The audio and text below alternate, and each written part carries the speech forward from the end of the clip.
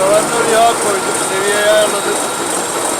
Makineyi çalıştırdık, testlerini, ayarlarını kontrol ediyoruz.